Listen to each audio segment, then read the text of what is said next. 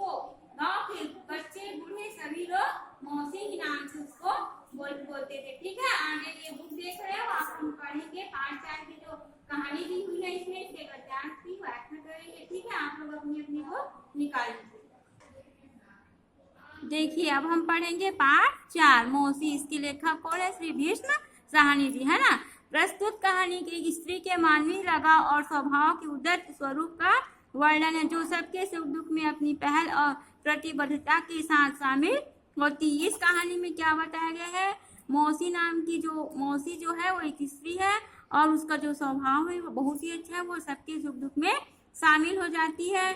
वह बड़ों के लिए भी नहीं, बच्चों के साथ भी उसके खेल खिलौने और कथा संसार के आनंदमयी दुनिया में शामिल रहती। वह बच्चों के साथ साथ बड़ों और बच्चों दोनों के साथ क्या करती? शामिल हो जाती। बच्चों के साथ खिलौने भी खेलने लग जाती है ना। लेकिन उसके काम आने वाली मौसी जब बीमार पड़ती है तो उसके साथ उपेक्षा का व्यवहार होता है। लेकिन क्या होता है, गांव में जब वो बीमार पड़ जाती है तो लोग उसको कोई ध्यान नहीं देता। क्या करते हैं? उसकी उपेक्षा यानी उसकी अवहेलना करने लगते हैं। उसके प्रति वह व्यवहार बहुत ही कारुणिक है। बच्चों की आत्मीयता और रगात्मक भाव मौसी के इस एहसास को जागृत कर देते हैं, जिससे मौसी बेहद विश्वास के साथ कहती है कि अब मैं मर भी जाऊं तो तुम लोगों को छोड़कर कहीं नहीं जाऊंगी। उसका मतलब क्या हुआ जानते हो?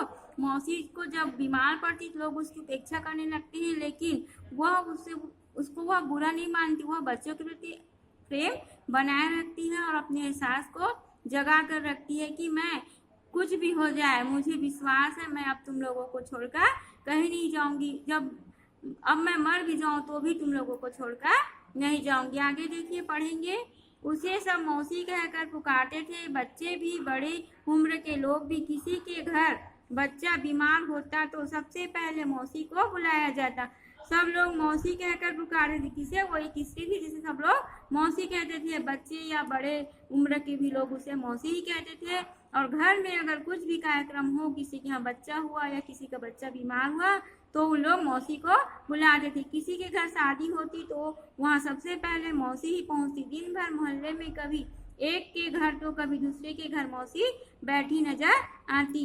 मौसी जो थी, शादी अगर किसी के घर में होता तो भी वो वहाँ जाती थी और मोहल्ले में वो एक दूसरे के घर में जाकर बैठे ही नजर आती थी, यानी दिखाई देती थी। कभी किसी के घर के आंगन में बैठी लड़की के बाल काट रही होती, कभी किसी के घर की छत पर शलजम की कतरियां सुखाने के लिए डाल रही होती। वह क्या करती थी? कभी कभी किसी के घर के आंगन में बैठकर उनके घर की जो बालिका होती है, लड़की, उसको क्या करती थी? बाल संवारती। बाल काट रहे हैं, कंघी बना देती, चोटी बना देती है। और कभी कभी किसी के घर के छत में जाकर सलजम की जो टुकड़ियां होती थी उन्हें वह सुखा देती थी। जब चंदू की बहन की शादी हुई तो मौसी दिन भर दुल्हन की हथेलियों पर मेहंदी के बेल बुट्टे बनाती रही। चंदू की बहन जो थी उसकी शादी हो रही थी तो मौसी ने क्या किया है?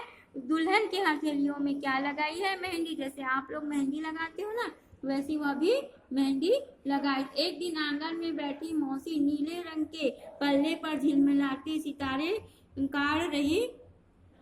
टांग रही थी। हम बच्चों से बोले, आओ तुम्हें सितारों जड़ा आसमान दिखाओ। एक दिन क्या हुआ? मौसी आंगन में बैठी थी और नीले रंग की पल्ले यानी साड़ी का जो आंचल होता है उसको पल्ला बोलते हैं, उस पर वह क्या कर रही थी? सितारे लगा रही थी और बच्चों से कहने लगी, आओ तुम्हें सितारों जड़ा आसमान दिखाओ। और कह रही थी कि आओ मैं तुम्हें आसमान में जो सितारा रहता है उसे दिखाऊंगी। कहकर उसने हमारे सामने पल्ले बिछा दिया। सचमुच हमें लगा जैसे तारों से झिलमिलाता आकाश हमारे सामने फैल गया हुआ। जब वह पल्ले को बिछाया तो ऐसा लगा जैसे सचमुच में आसमान में तारे झिलमिला रहे हो। बड़ी बहन सुनाती थी कि पहले मौसी तीज त्योहार के मौके पर नाचा भी करती थी, तरह तरह के स्वांग भरती पर अब वह कुछ बुढ़ा गई थी। बड़ी जो उसकी बहन थी वह बताती थी, बोलते हैं कि मौसी जो थी कभी कभी तीज त्योहार जो होते हैं ना फंक्शन, उसमें क्या करती थी? वो डांस करती थी यानी नाचती थी और तरह तरह के स्वांग भरती यानी अलग अलग तरह के क्या करती थी? वो मतलब नाटक करती थी, है ना।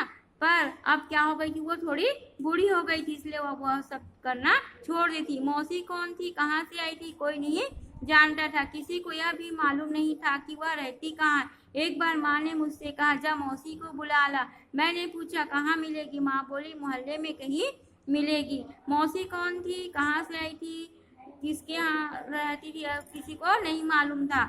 बस इतना मालूम था कि अगर उसकी माँ उससे बोली जा मौसी को बुला ला, तो वह मौसी को बुलाने के लिए पूछता कि वह कहाँ मिलेगी, तो वह कहती उसकी माँ कि मोहल्ले में कहीं पर भी मिलेगी। अभी कोई नहीं जानता था कि मौसी कब उस मोहल्ले में आई। बच्चे जब बड़े हो जाते, छोटे स्कूल छोड़कर मिडिल स्कूल में जाने लगते, तो मौसी का दामन छोड़ देते। तब मोहल्ले के दूसरे नन्हे बच्चे उसका साथ पकड़ लेते थे। रोज दोपहर ढलने पर मौसी नीम के पेड़ तले पहुंच जाती थी। वहाँ सभी बच्चे खेला करते थे। मौसी को बच्चों के साथ खेलना, उन्हें कहानियाँ चुटकुले सुनाना बहुत पसंद था। मौसी कहाँ से आई थी ये कोई नहीं जानता था, लेकिन मोहल्ले में कहाँ मिलेगी, किसी के घर में वह बैठे मिलती थी, ऐसा सबको मालूम था। और जब बच्चे बड़े होकर छोटे स्कूल को छोड़कर मिडिल स्कूल में जाने लगते तो मौसी का दामन, जब बच्चे छोटे थे तो क्या करते थे, मौसी के ही पास रहते थे। मौसी जो थी उन बच्चों को चुटकुला और कहानियाँ सुनाती थी। लेकिन जब बच्चे बड़े, जैसे आप लोग छोटे रहते हो तो कहानियाँ अच्छी लगती ना, बड़े होने के बाद बड़े क्लास में चले जाते हो तो आप लोग क्या करते हो, स्कूल जाने लग जाते हो, तो क्या होता था, मौसी का दामन यानी मौसी को छोड़ देते थे। और मौसी हमेशा नीम के पेड़ के तले पर बैठे रहती थी और बच्चे लोग को क्या करती थी, खिलाती थी और उन्हें कहानियाँ और चुटकुले सुनाने से बहुत पसंद था। अब हम लोग यहाँ तक पढ़े हैं, इसे आगे का बाद में पढ़ेंगे।